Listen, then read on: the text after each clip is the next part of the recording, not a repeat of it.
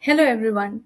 Welcome to the medical podcast series at MedSynapse. I am Dr. Harshita, your host, and I am honored to have the privilege of introducing Dr. Arsheed Hakeem, a renowned surgical oncologist. Dr. Arsheed is currently the senior consultant, head and neck oncology at Apollo Cancer Institute, Hyderabad. He has more than 22 years of experience in this field. His contribution to the medical literature serves as a testament to his unwavering commitment to advancing knowledge in the field of oncology. We are immensely grateful for having you with us, Dr. Rashid. Doctor's profound knowledge, experience, and practical insights are poised to enrich our conversation and offer valuable perspective on the crucial topic of thyroid cancer. So, without any further delay, let's start the session. So, doctor, what are the most common risk factors for developing thyroid cancer, and are there any new emerging factors that have been discovered recently? The most important and common risk factor first is the gender of the person, whether it's a male or female. If you have a female, she has a 3 times more risk of having thyroid cancer, and if a male has only 1%. But if a male has a thyroid nodule, it's more likely going to be cancer. Then after that comes the age. Now, if you see the female group, the female peak age while they will have cancer is around 40 to 50 years, while as in case of males, it's higher. It's 60 to 70 years when they are more likely to get a thyroid cancer. And after that, risk is the radiation exposure. Radiation exposure, which can be either the external beam radiations that occurs while treating other cancers, or it can be through the isotopes, which is either in the nuclear fallout, as happens in the nuclear fallouts. So radiation is also an important risk in these things. Now, iodine both, either depletion or excess. If there is iodine depletion, there's a more chance of having a follicular type of cancer. If there is iodine excess, the chance of having a papillary type of cancer is more. Obesity is also has been found to be involved in these patients with thyroid cancers. Maybe obese, they have more. And heredity is one of the major risk factors in thyroid cancer. If there's a first blood relation, that's either a parent or a sibling, the chances of a person getting thyroid cancer is more. Now, we have also recently we have been able to see there are a lot of syndromes which where the differentiated thyroid cancer has been found more. Like there is a familial adenomatous polyposis or Cordon's disease or Carney's complex type 1, where we see the differentiated thyroid cancer more.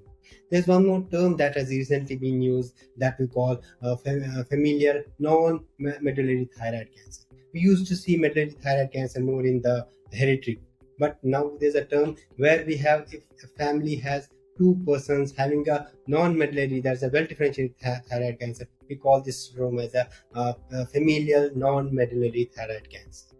Now, recently we have seen that there are a lot of pollution everywhere.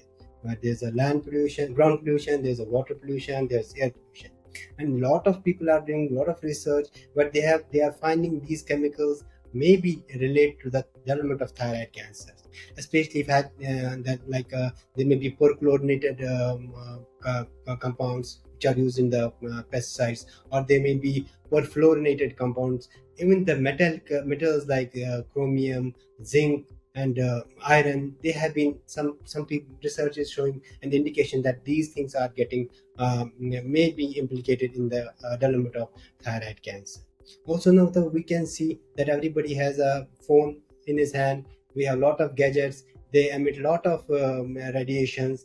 There are a lot of studies that are implicating those radiations which are already surrounding us in our homes and every workplaces. Of computers are being used, so as the all gadgets are making inroads in our day-to-day life, we are getting exposed to more radiations, and more radiations means more thyroid cancer. But right now we don't have a definitive proof whether these are causing thyroid cancer, but there are some studies which indicate that it may be related to the development of these cancers. Yes, doctor, and understanding the risk factors is crucial for early detection and effective management. Doctor, moving ahead, can you explain the different subtypes of thyroid cancer and how they differ in terms of prognosis and treatment options? Now, broadly classifying them is a differentiated group and an undifferentiated group. If we take the differentiated group that's arising from the main follicular cells of the thyroid, which is the majority of the cancer we see, out of that first cancer, the major cancer we see is a papillary carcinoma, which forms around 80% of the cancer. Now, this papillary carcinoma, majority of it is a slow-growing, indolent, with excellent prognosis. And if it is treated well, both surgically and followed by adjuvant treatment if required, the most of the cancers we have in these cases 95% survival rate for 30 years, which puts them in an excellent cancer category group. And we see majority, 80% of cancers, thyroid cancers we see in our clinic are papillary carcinomas. And then followed by them is the follicular thyroid cancer. It again is a cancer that's arising from the follicular cells, is a well differentiated, but it has a tendency to spread through the blood, to the lungs, to the bones. So it is little aggressive than the cancer papillary carcinoma thyroid. Third variety in the differentiated cancer is a Hurther cell carcinoma. So again, Hurther cell we just see in 3% of the population. But again, it has again like the follicular carcinoma, it has a tendency to spread through the blood. So it may go to the lungs, it may go to the bones, and it's an aggressive form of cancer. One more thing with the Hurther cell carcinoma is that it may be radioiodine refractory. Some of it may be radioiodine. That's why it makes it an aggressive cancer. Now, the fourth type, which is undifferentiated, what we call anaplastic thyroid carcinoma. Anaplastic thyroid carcinoma means the cells don't least resemble the normal thyroid cells. It's a very aggressive disease, and we see this in around 2% of the population. And it's very aggressive, and the mean survival is very poor in anaplastic carcinoma. Now, another category, which is not from the follicular cells, but from the C cells, neuroendocrine cells in the thyroid, is a medullary carcinoma. Medullary carcinoma thyroid has a tendency, it's like any other neuroendocrine tumor. It has a tendency, it will spread to the lymph nodes. It will spread to the distant organs like lungs and bones and liver. And it's an aggressive disease, and it has not as good prognosis as the papillary carcinoma. And two major secretions from these C cells, one is a calcitonin and second is the carcinomembran antigen that can be measured in the blood. So we can keep them under follow with these things. So this is the overall major. Although there are a lot of varieties, now we have subgroups of papillary carcinoma and follicular carcinoma, but let's stick to these basic 5 types of cancers in the thyroid. Yes, doctor. Thank you for providing your valuable insights into the complexity of the disease. And moving ahead, doctor, are there any advancements in diagnostic techniques for thyroid cancer that have been developed recently? Now, see, basic honey thyroid nodule which develops has to undergo 3 tests. First is the thyroid function T3, T4, TSH, seeing the thyroid levels. Second is the high resolution ultrasound, and third is the gold standard, which is the FNAC, which tells us the which type of thyroid cancer it is. Majority of them. But there is a subgroup of these tests. Once we do FNAC, there's a subgroup in these patients where the result comes as an indeterminate, like Bethesda 3 or Bethesda 4, which is the follicular lesion of atypical or undetermined significance, or which is a follicular neoplasm. Then in these two groups, we cannot categorize which type of tumor we have. So now recently there have been a lot of what we call immunomarkers have been developed, which may give us an insight, which we can perform on FNAC. Even on FNACs, fine needle aspiration biopsy, we can perform those tests and exactly categorize the tumor type which it is having. Like we have now BRAF, which has been seen in around 60% of the papillary carcinoma, and more in the papillary carcinomas which develop following the radiation fallout. Like in the Chernobyl, there was a radiation fallout. Around 70% of those papillary carcinomas, there is a BRAF presentation or RET PTC mutation. So if we can study these things, we can exactly categorize without, and half of the cases where we have an undetermined cytological similar, we can determine exactly what type of tumor it is by applying these immunological tests on the FNDCs. Yes, doctor. And these diagnostic tools, they are very crucial for providing optimal care and improved outcomes. Exactly categorizing the tumor, exactly determining what type of Yes. treatment we are going to plan for that particular patient. Yes, doctor. And now, moving ahead, how has the genetic testing and molecular profiling influenced the management of thyroid cancer in recent years? And what implication does it have for personalized treatment approaches? Now, see, if you go to the personalized cancer treatment, we have three, four things which need to be emphasized. One is to predict which particular group is at risk of developing a cancer. If we have some tools, predicting how that prognosis of that cancer is going to be, and how we are going to screen it this with that means that is a personalized cancer care for that particular cancer. So as I told you, all these we have been seeing these. There are a lot of mutations. The last 2 decades there have been in the discovery of lot of mutations. The first, which was and influenced the treatment of thyroid cancer, is the RET PTC mutation. Again, this was seen in around the 70% of the cancers which were because of the radiation fallout. This was seen, and there was not only this was seen. There was a particular thing that these cancers were multifocal. They were present at multiple places. They will be more present in the lymph node. They will spread in the lymph nodes, and they are more likely going to recur. So if we can predict all these things, similarly with the PRAF mutation, that's again a point mutation in the thyroid cancers. That again, those cancers that is seen in around 60-70% of the papillary carcinoma, and people with those BRAF mutations, some types of these BRAF mutations may have more chances of recurrence, and their cancers can be aggressive. So if we can predict before going taking any treatment decision for them, we can predict which type of cancer it is and how aggressive it is going to be for this patient. What is the risk of the recurrence of this patient? What is the risk of the death due to this cancer in this particular patient? We can be given this information can be only given to us by all studying all these immunoepigenetics or genetics of these thyroid cancers. Then we can treat them that aggressively. We can ensure more aggressive treatment in them. We can aggressive, like if we are planning if we had no such information, we are just planning the lobectomy in this patient. No, we'll plan a total therapy. If we had not planned a neck dissection, we can plan a neck dissection, because we know none of these prophylactic neck dissection, because we know none of these cancers are going to fail in the neck. Or we are going to if we are not first initially not initiating a radioactive iodine therapy, in such cases we may initiate radioactive iodine therapy, because we know that these cancers are going to be fail in the distant sites. Similarly, like there are other RAS mutation which has been more seen in the polydifferentiated cancers. If we predict that, we can tell, no, this patient is going to behave very bad. We can predict their future, we can predict their prognosis. And there are other these like the PPAR. These are more seen in the follicular carcinoma and aggressive cancer. So we can predict, in a way we can predict their prognosis, and we can initiate remedial treatment measures so that we can get better prognosis in this case. Yes, doctor. It indeed represents a transformative approach to patient care. And now, doctor, what are the latest advancements in surgical techniques for thyroid cancer? And how have they impacted the patient outcomes and post operative quality of life?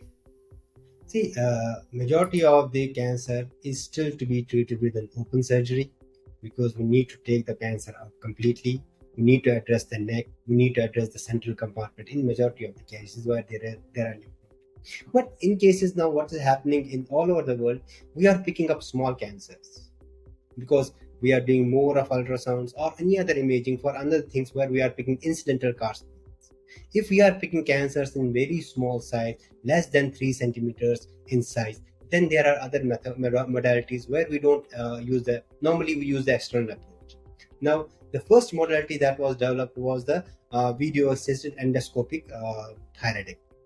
There we could either go through the chest wall, make small incisions here, and put the endoscopes through those holes and remove them. But the limitation to these is that the tumor size should be very small. Usually, the 25 ml, which what is recommended is 25 ml volume or 3.5 centimeter tumor. And the other progress we have made is a transaxillary approach or retroauricular approach to the thyroid through the help of the robot. Again, the limitation is that the tumor size has to be very small, not big. The thyroid size has to be around 5 to 6 centimeters and tumor size around 3 to 4 centimeters. Bigger tumors, we don't apply such modalities. The recent one is the transoral, while we use the vestibule inside of the mouth and make a space from mouth to the thyroid and put endoscopes and remove. Again, the limitation in such a case is that we have to have a small tumor so that we can remove that safely without breaking that tumor. The main advantages of such modalities is that vision is magnified, we avoid the external scar, and vision is magnified, and we can minimize the complications. Post-operative pain is less. Thank you, doctor. And these developments will deliver more tailored and patient-centered care, ultimately enhancing the overall well-being and quality of life for Quality of individuals. life is improved. Yes. So, doctor, next question is: are there any promising targeted therapies or immunotherapies being investigated for the treatment of advanced or metastatic thyroid cancer? Initially, if you see 10 years back, 15 years back, we had nothing. We had surgery, we had radioactive ablation, and external beam radiation, and nothing for thyroid. Now, the first targeted therapy was TKI, what we call was sorafenib. Sorafenib was used mainly for the metastatic papillary carcinomas, and it has been seen that it increases the progression-free survival, that it keeps the tumor at bay in the metastatic setting. Primary tumor is always to be treated with the surgery, or the neck tumor is always, if it has spread to the neck, it's always to be treated with surgery and radioactive ablation. But for the metastatic disease, which is not responding to the radioactive activity, or we have used the radioactive activity to the fullest, because there is limitation for using radioactive ablation. So in those cases, for the papillary carcinomas or differentiated thyroid, we had first had sorafenib that showed promising results and is still being used. Then that was for the papillary carcinoma. Then there was another which is known as the lenvatinib. Lenvatinib was mainly used for the metastatic, again for the metastatic settings, and the main targets were the vascular endothelial growth factors. There were 2, 3, 4, 5 vascular endothelial growth factors which they were targeting, and they were controlling the growth of the cells in the distant metastasis. They are still being used. But now, if there is I had mentioned of the BRAF mutation. If we find BRAF mutation in the cases which are aggressive tumors, then for them we have a separate drug, what we call vemurafenib, which is specifically for the papillary carcinoma with BRAF positivity. And now, if we are talking of the well-differentiated thyroid cancers, we have the medullary thyroid cancer. For medullary thyroid cancer, we cannot use radioactive ablation for metastatic thyroid, and we can't go and because there are different metastases, multiple metastases. We can't go and separately take out the single metastasis. For them, we have very important two drugs which are used in case of the medullary thyroid cancer, which have two drugs, and they have shown promising effects, which is the cabozantinib and another is the manditanib. These are the drugs which have shown response in the progression-free survival in case of medullary thyroid cancers. Yes, doctor. And also, can you highlight the challenges associated with these therapies? The main challenge is that which cancer is going to respond or which cancer is not going to respond. And second challenge is that the side effects. They are not, because these patients are already aged and they have already suffered a lot of toxic treatment before we put them on these, and they cause a lot of side effects like headaches, vomiting, skin rashes. They are and the tolerance is not that much which should have. Thank you, doctor, for your comprehensive explanation. Now, moving ahead, how has our understanding of the role of radioactive iodine therapy evolved in the management of thyroid cancer, particularly in cases of differentiated thyroid cancer? Are there any recent studies that have shed light on the optimal dosing or and long-term effect? See, differentiated thyroid cancer has to be treated with surgery and, if indicated, radioiodine ablation. Now, we giving post-operative radioiodine has two basic purposes. One purpose is a low-risk disease or intermediate risk disease. Then we ablate the normal functioning thyroid, so that our thyroglobulin, which we use as a marker, is an efficient marker. So we ablate the any remnant thyroid tissue in the neck, thyroid bed, so that our serial, because we follow them after 6 months, 1 year, we follow them with the serial thyroglobulin in well differentiated cancer.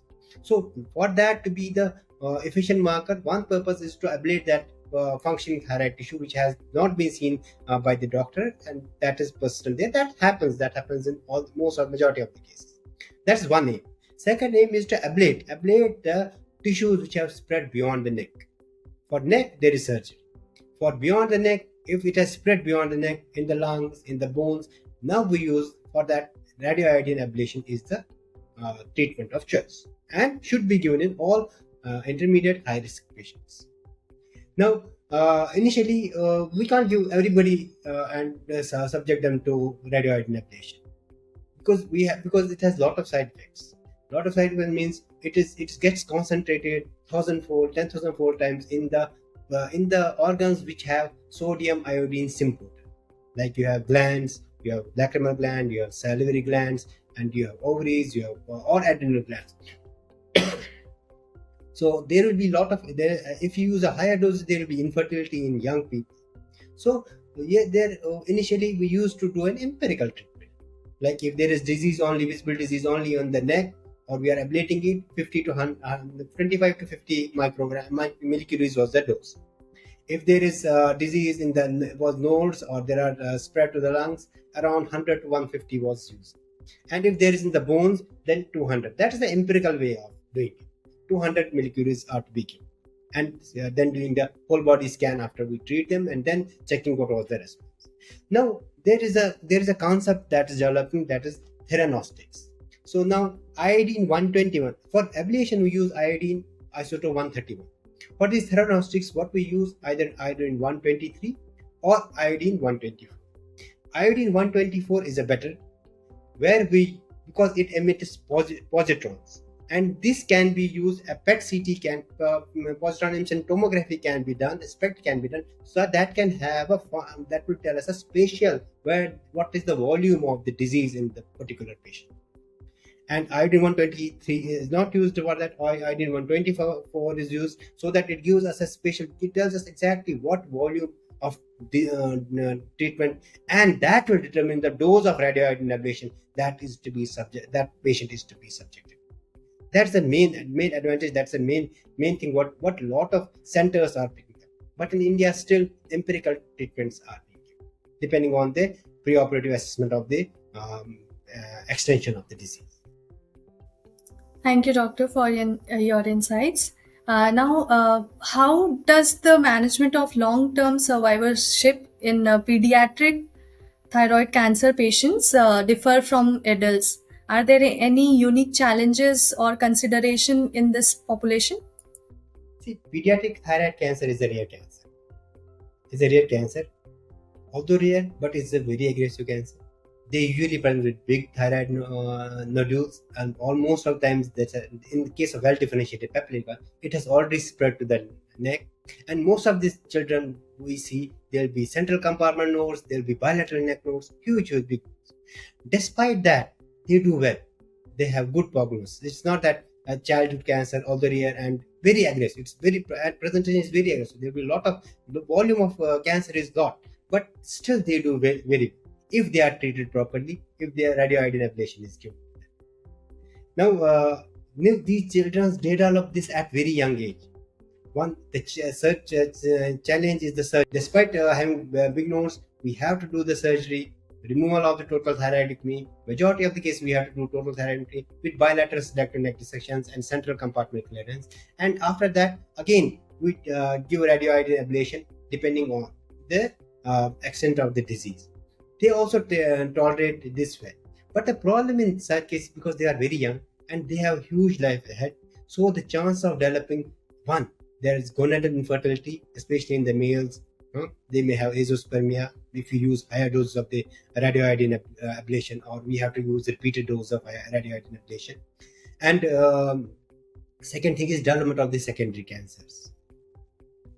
Secondary cancers, even the leukemias have been seen in, if you have we have used a lot of radioiodine ablation, these cancers. So these children in particularly pediatric care group, they ought to be followed lifelong. They have to be followed lifelong, and for both because they may develop disease much later in their life, and both for both these thyroid recurrence in the thyroid cancer and development of other cancers if we use radioiodine ablation. Yes, doctor.